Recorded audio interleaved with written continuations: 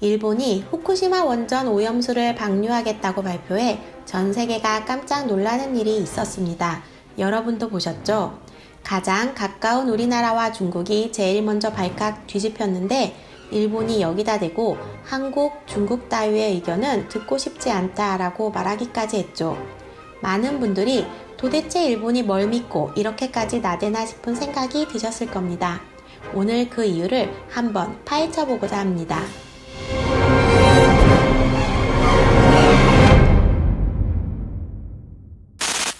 2011년 3월 동일본 대지진과 쓰나미로 후쿠시마 제1원전이 폭발했습니다.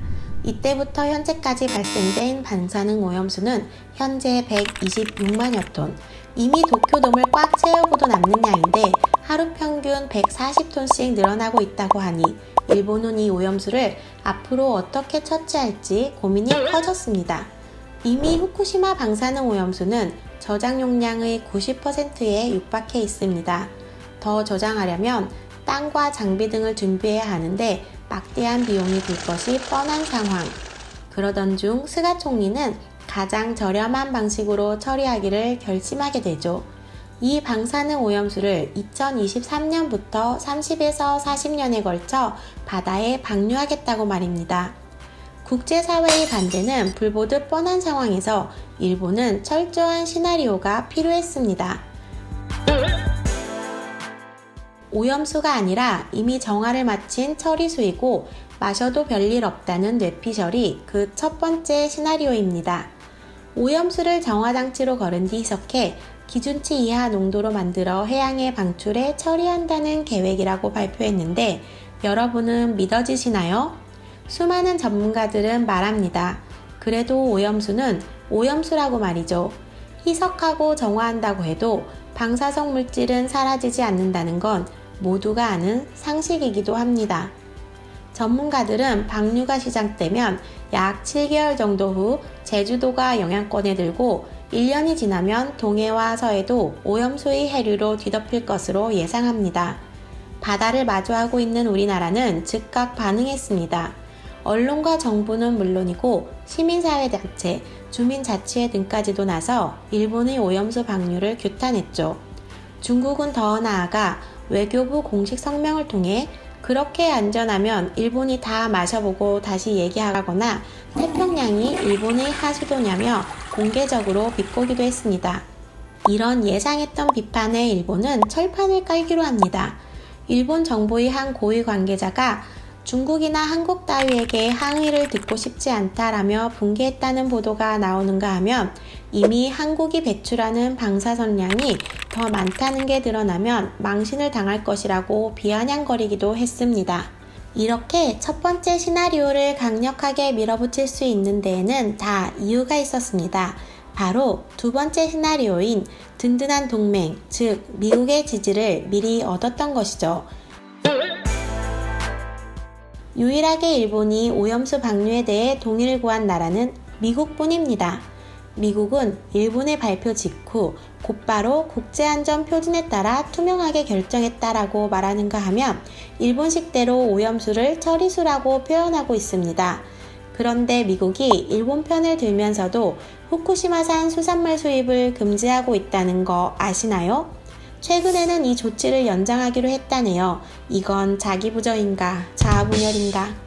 그리고 꼼꼼한 일본은 한 가지 더 시나리오를 준비해둡니다. 바로 국제원자력기구인 IAEA를 지속해서 설득해온 것입니다. 국제기구는 왠지 공신력도 있고 믿을 수 있는 단체인 것 같지만 IAEA도 한통속입니다. 체르노빌 사건으로 4,000명이 죽었다고 발표했지만 실제 사망자는 12만 명이었습니다.